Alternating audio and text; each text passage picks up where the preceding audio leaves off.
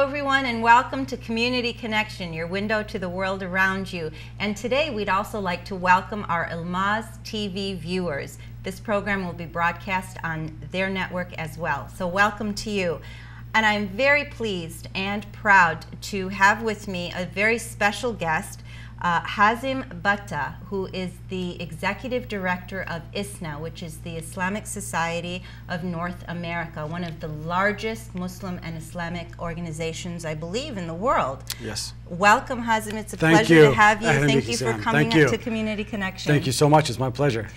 Hazem, you are now the Executive Director of ISNA, again, yes. One of the largest Muslim and Islamic and the oldest organizations. We're the oldest American Muslim organization in the U.S. And you're in your previous life, you and you still are a lawyer and activist. You practiced law in Florida, yes. And you were a partner with Bata and Associates. So basically, yes, it was your own firm. Yes. And you were the operations manager for the Bank of America as well. Yes. What a difference in career paths. But I think you can integrate your role with your legal experience. But sure. Tell us what drove you. Who is Hazem? Sure. Your legal career and now in your new role as sure. ISNA's executive. Well, you know, I started off my career as an attorney. But even before that, I was always involved with the local community, local masajid. I was with the MSA in college. MSA is the Muslim Student Association. Mm-hmm. And I did a lot of interfaith work. I was involved with my local masjid on the executive board and things of that nature. So I've always wanted to serve the community. I was also the executive director of CARE Orlando, the Council on American Islamic Relations, the largest American Muslim civil rights organization. So I've always been involved in this kind of work, and I thought that it was important work to do. And I was growing dissatisfied in corporate America. I felt that there was so much work that needed to be done within the American Muslim community. This opportunity with ISNA presented itself, and I applied. Never live your passion kind of thing. Yeah, never ever thinking that I would get the position. But subhanAllah, you know, I interviewed, and one thing led to another, and here I am. Well, I'm sure they've seen that special quality in you as someone that can represent the organization and the faith and the interfaith community very, very well. ISNA is, tell us what the mission statement of ISNA is. I mean, you know, given the environment, given everything that's going on, given the turmoil that we're realizing in the Middle East, and you know, when you say Islam and you say Muslim, you know, people have a different perspective, and I think you and I both, you know, on a general sense, work in terms of creating a positive and even a factual, you know, perception of our communities and who we are. What's ISNA's mission statement? What is your focus? ISNA's mission is to enrich and empower the lives of the American Muslims. And we do it in various ways. We have various programs and departments, and you know, I'll remind you that ISNA is 51 years old. This is our 51st year of service, and we do it in various ways. So we have the youth department, right? Because youth, you need to empower them, you need to create a love of the religion in their hearts at a young age. So we have the youth department. We have the interfaith and government relations department. We have a satellite office in D.C. Interfaith is such an important aspect of what we do. Interfaith, right? Yes, interfaith. That's the key. Yes, absolutely. We have dialogue with our brothers and sisters in other faiths, with Christians, Hindus, Jews, you name it. You know, we share this country with other people, and it's very important that we have good relationships with them and have open dialogue. Hazem, when people hear Islamic, they think more to the more conservative right kind of thing. What's ISNA's position on how it presents itself and how its conversation is accordingly with communities and, you know, with the national community as well as the international community? ISNA always tries to be a moderate voice. We never go too far left, too far right. We always try to be moderate and level-headed. Normal. Normal is a great word for it, right? I mean, we know that not every Muslim has a beard. Not every Muslim wears hijab. Not every Muslim prays 5 times a day. Absolutely. Right? ISNA, nonetheless, needs to represent all of them. and we need to cater to their needs, and we need to try to empower all of them. So we try to put on as broad of an appeal on Islam as we can when we're interacting with people of other faiths. But isn't that what Islam is anyway, is to accept people as they are with no boundaries, Absolutely. And give them that Absolutely. space to be who they are? Throughout history, some of the most prosperous times of the Jewish and Christian communities was when they lived as minorities within Muslim majority countries. And so we need to respect that. We need to respect other people's faiths. We need to respect Ahl al-Kitab, right? There's a beautiful phrase for them, people of the book in the Quran. So we need to acknowledge that. We need to acknowledge that history. We need to acknowledge that they are our neighbors, and we need to respect them and care for them and engage with them. And hope that the sense is also reciprocated and mutual. Yeah. I think moderation is so important with this atmosphere that we are living in right now. Yeah. And like I said before, when you talk about Islam and you talk about Muslims, there is a sense of a fear and a sense of misunderstanding and a sense of a perception that is not factual, that is not understood correctly, throughout the masses. So you started talking about some of the programs. What are your programs to ensure that people get the right perspective? How do you engage others to come in and to say, no, Islam does not, condone violence. Sure. It does not condone, the political movements that individuals under the auspices of, the religion are creating. So what are you doing as ISNA to relay that message to the masses?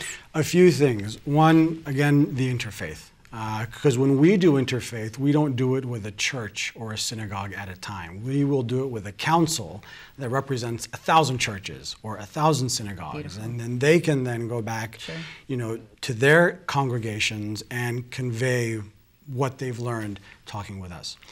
The other thing that we try to do is empower local masajid to do this kind of work. We provide training, we provide literature. Yes, we provide training, we provide literature. Literature is very important because education, as an organization that is headquartered in Indianapolis, there's only so much we can do, but it takes involvement on the local level, and so we do what we can to support locals, local activists, local interfaith leaders, because what we have found is that the best way to combat Islamophobia, the best way to combat people's negative perceptions is for them to know and meet a Muslim. And if they have a Muslim friend, what we have found is they become almost immune to all of the hype and the propaganda that they hear on TV and the radio. It's relationships. Absolutely. It's relationship building. So the best thing that we can do as Muslims to improve people's perception of us is to be out there in the open, make friends, tell them, hey, I'm a Muslim, I'm a normal person just like you. And no, I have nothing to do with all of that. Absolutely. Absolutely. I am really excited, over the top excited in regards to your convention that is for the first time here in Detroit, your 51st anniversary convention. And you have one of my heroes coming as the keynote, and I am just, I'm speechless. President Jimmy Carter is your keynote speaker. President Jimmy. Oh wow, President Jimmy, as you affectionately call him, our 39th president. Yes. How exciting! Talk to us about his message and the relationship that has been sort of fostered between ISNA and government and President Jimmy. Yeah, well, I think it says a lot about ISNA. Absolutely, and it scores. ISNA's reach to be able to bring someone of President Carter's caliber, right? But you can only do that through engagement. Which is what we try to do. We try to be inclusive and we try to engage. President Carter, we all know him to be one of the most ethical presidents, peace-loving individual, and he has been most empathetic to Muslims and Muslim causes probably than any other president. He is outspoken on various issues, including the Israeli-Palestinian issue. And I think you know, not necessarily in terms of Muslims themselves, but in terms of humanity, and in terms of standing next to humanity and standing toward, you know, by the right thing to do, and being outspoken and saying, you know, this isn't the right thing. There has to be some levelness. There has to be some fairness in our political process, in, you know, our engagement process, and fairness in, you know, how we govern, you know, different entities. And I think, you know, he was fearless. He was fearless, and he was selfless. He's done so much for other people. He could have retired. Yes, he could. You know, after his presidency, it's like 90 something, and he's, I mean, mashallah, he's up there.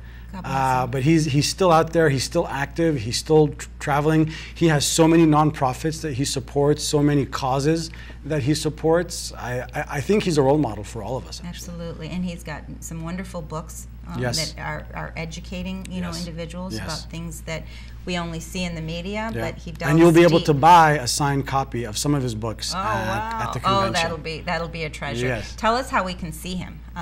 What's the schedule? You know, there are two ways. He's coming Saturday afternoon. Okay. I believe he's coming from about 3 to 5, and he's going to talk at two events. One of them is our fundraising banquet, and it's $200 a seat, and that's our primary fundraising event for the year. Absolutely, VIP. Oh, thank you. But then the other thing is he's going to be the keynote speaker at the main session, and that's open to everyone who is registered. Anyone who has a ticket, you don't have to pay an additional fee for that. Wonderful. So, and what time is that going to be? That's going to be about 4 o'clock. Okay, and the dates are August 29th through September 1st. It's a 3-day event. It goes from Friday to Sunday on Labor Day weekend at the Cobo Convention Hall in Detroit. Now, President Carter is one of the biggest attractions, I think, and really speaks scores about ISNA's outreach and its, you know, validity in terms of being a voice for the Muslim and Islamic communities. But this is a family event too. Absolutely. So it's not there's something for everyone. There's something for everyone. Talk to us about that. I mean, kids, families, singles, adults, everybody, everyone. Well. It's a big event. That's why it's a 3-day event. And you're expecting how many people? Around 15,000 people. 15? Yeah. 15 to 20? 15 to 20, hopefully. 15 to 20. We expect a good turnout because of the high concentration. Well, 15,000 people is that's a lot. It's a good turnout. Yeah, it's a good turnout. And from all over the world? From all over the world, yes. They come from all over the world. It's not just local. It's not just the U.S. I mean, we have people coming in from California, people coming in from Africa and India, and Europe, India, from all over. We have attendees and speakers. We do. It's going to be a culturally diverse Absolutely. event. We have I think we have 14 main sessions, 14 main sessions, about 60 parallel sessions, and over 250 speakers.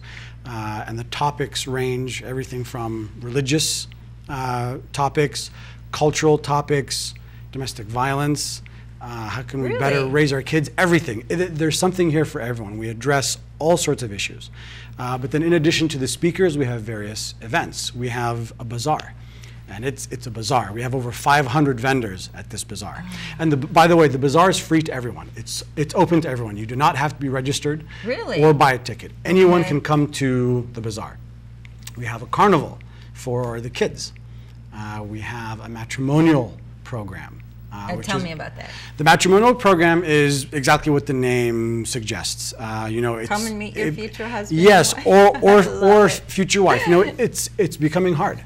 It's becoming very difficult, and these unconventional methods of meeting one another, they're becoming unconventional. They're becoming very commonplace. Like social media and Absolutely. What have you. So whatever we can do to help young, or sometimes not so young, Muslim men and women find a suitable partner, then we think we're doing a tremendous service to the community. No, absolutely. Yeah. Absolutely. So we have the matrimonial, we have a 5K walk that benefits local charities. We have a basketball tournament. The 5K walk, when does that take place? And I believe the 5K walk is Sunday morning. Sunday morning, okay. And where is that going to take place at?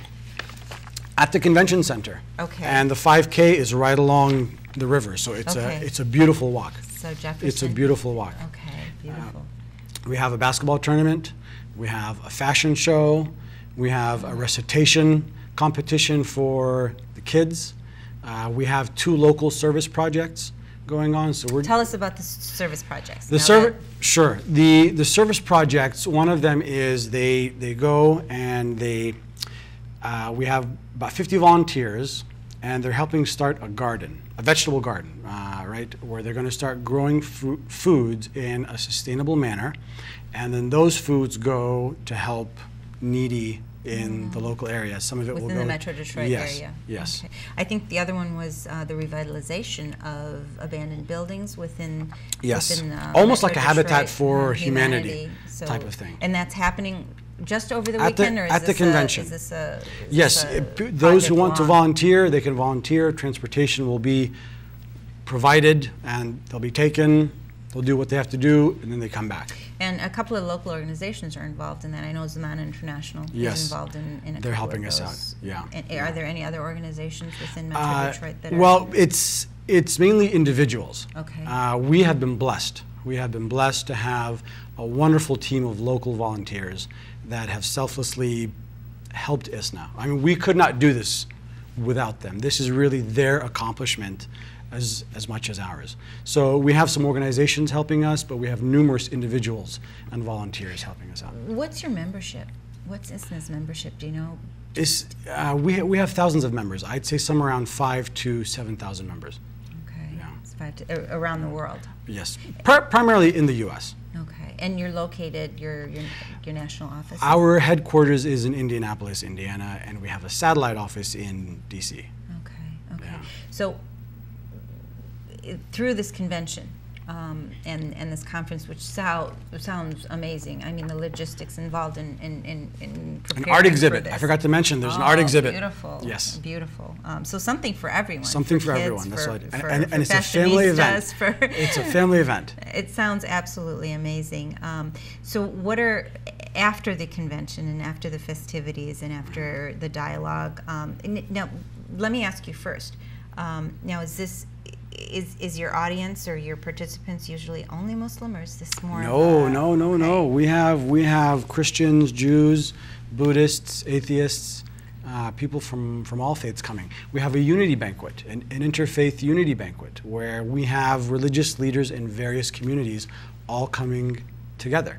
So we specifically market and reach out to people of other faiths. We have a government session. The governor of Michigan, Governor Schneider. Yeah, he's also coming. We reach out to everyone. And you also have Keith Ellison, who's going to be speaking. Keith Ellison, the very first Muslim member of Congress. Absolutely. He's coming, and he's a personal friend of mine. Oh, that's wonderful. Yeah. I've met Keith Ellison a couple of times, and each time his message has been extraordinary. So I'm looking definitely forward to speaking with him. So you have all these different individuals coming in and speaking and sort of intermingling.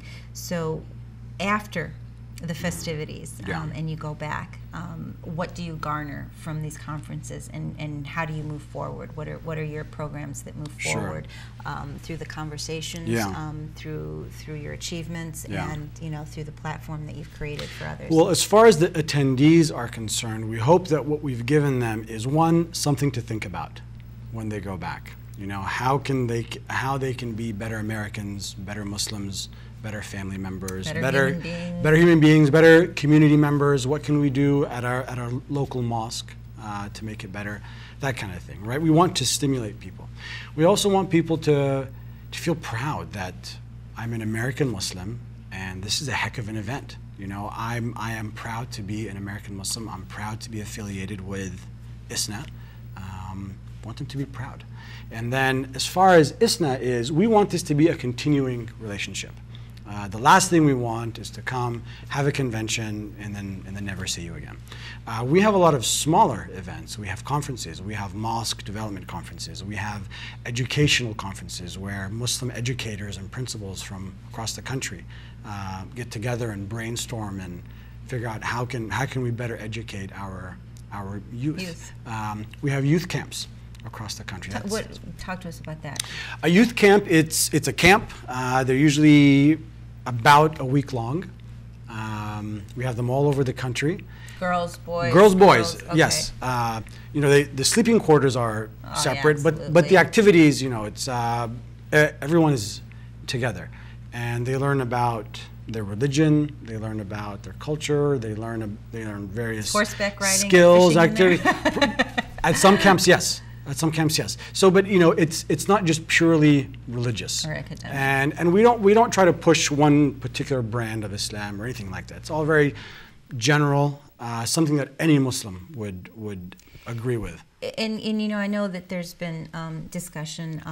You know, there's different facets of Islam, of course. Now, how does ISNA approach We are that? non-denominational. We welcome everybody, Sunni, Shia, those who are very strong in their faith, those who are moderate in their faith, those who are, you know, weaker in their faith, those who are just Muslim by name. Everyone is welcome. Everyone is welcome at ISNA. Well, I think that is really important and a wonderful platform, because I think at this time it's so important, like we said, the normal sense of being Muslim or being Christian or being whatever you are, and being able to be part of the landscape and being able to take where you are and be part of it rather than being, you know, a part of it. Sure. And I think that's a lot. That's an issue that a lot of Muslims who are very, very conservative have an issue with, and they find it hard to assimilate. So I think going towards, you know, that, I don't want to say brand, but that theology, which is truly religion. I believe religion is your spirituality, and religion is conscience. And as long as you do the right thing and you are good to your neighbors, you're good to your family, you're 3/4 the way of being religious, and then the logistics are your own personal you know, beliefs, and so I think uniting individuals on that platform is so important, and the acceptance of everyone as they are, rather than trying to change them or trying to. By the way, I mean, we have non-Muslims working at ISNA. At our headquarters, we're very inclusive, and we have to remember the Prophet Muhammad ﷺ interacted with everybody, right? He didn't limit his interaction to just Muslims. He interacted with everybody. He was polite with everybody, and people loved him. Absolutely. Many non-Muslims, they respected him tremendously. In fact, many of them would go to him to settle their disputes because they trusted him so much. So we need to take that approach. We need to get back to the basics. Absolutely, we are Muslims, but we're also American, and there's no contradiction there. There's no reason why we cannot be fully American and totally Muslim at the same time. And we need to embrace that, and we need to embrace the fact that we live in a great country, and we're all here because this is the land of opportunity, because this country gave us opportunities, or our parents or grandparents opportunities that our home countries were not giving them. So let's respect that. And this is a country, and this is a system that was established by people that came before us. So let's respect that. Let's embrace that, and let's add to that. Let's start contributing to the society that we live in. Absolutely, and I think many Muslims, many people of different faiths and denominations were born and raised here, second, third, fourth generation, and so it's they're part of the landscape. And individually, I think that's what's best about this country. Absolutely. The right to religious freedom, the right to free speech, and I think that's what we have to build on, and we have to make the platform be on common ground. And we're not doing our kids any favors, by the way, by making them feel that they're not fully American, right? Because that's only going to create problems for them down the road, feeling that they're not fully accepted in this society. There's no benefit to it. And making them understand that the acceptance of others is important too, because as a Muslim, from my understanding, is that you cannot practice your faith or be of Muslim faith unless you do accept all the other monolithic religions and all others as they are. Absolutely. So, so that message is somehow gets lost sometimes. It has gotten lost, and so I think ISNA's platform is to ISNA strives for inclusion and acceptance, and don't let people live their lives. You may not agree with their theology. But that's okay. You give them the latitude to live their lives the way they want. And in return, you get the same latitude. Absolutely. Absolutely. Well, this is really exciting for me. And I feel that the message is one that others will embrace and enjoy and be able to interact with. And the fact that people from all over the country, it's just going to be over the world come. All over the world. And I meant to say world, are coming. And it's going to be such a culturally diverse, because Muslims come from all over and all different are a cultural diverse group. entities, We're a and diverse it's just group. going to be beautiful to see that interaction together. So tell us about how we can get involved, number one, and how, if people want to attend the conference, the convention, who they have to contact. Sure. Well, you don't have to contact anyone. You just have to go to our website, isna.net, and there's a registration area. You can register, you can pay online. Or you can just show up. Or you can just show up and buy your ticket at the door. Wonderful. Okay, great. So the first day, what do we expect the first day, really quick? First day, it starts around Friday afternoon. We have a few of our main sessions. Friday afternoon, what time, if people want to actually around, I think, 1 o'clock. Okay, 2 so o'clock the time is Friday afternoon at 1. Is when it starts. Okay. Then we've got activities going on all day. Different workshops, as we discussed earlier. So the carnival will be up. The bazaar will be up. I'm coming to that. The matrimonial, which is multiple sessions, by the way. So everything starts on Friday. Okay. President Jimmy is coming on Saturday. Okay. The bulk of the keynote speakers are going to be Saturday. Okay. Right. So you don't want to miss Saturday. No. You don't want to miss any of it, but you especially don't want to miss Saturday. We have entertainment as well. We have an entertainment coming. What kind of entertainment, really? Native Dean, I believe, is coming this year. Singer? They're sort of a Muslim rap group. Okay, rap group. Yes. Muslim rap group. Muslim hip hop rap. It's something to see. Okay, all right, and you have food, of course. Oh, of course. Anytime you have Muslims, you have to have food. You have to have food. Yeah. Well, ISNA.net. ISNA.net. Hazem Bata, thank you so much. This is really enlightening. This is my pleasure. So excited. August 29th to September 1st, Cobo Hall, ISNA.net. If you're interested in joining, and I hope you are. This sounds like such an amazing event. 15 to 20,000 people from all over the world, sort of a cultural immersion and beautiful experience. And I hope that you'll join us at Cobo Hall. Hazem Bata, thank you so much. It was my pleasure. For joining us on Community Connection. And come to the convention. Absolutely, absolutely. And thank you to our Ilmaz TV viewers as well. Have a wonderful day.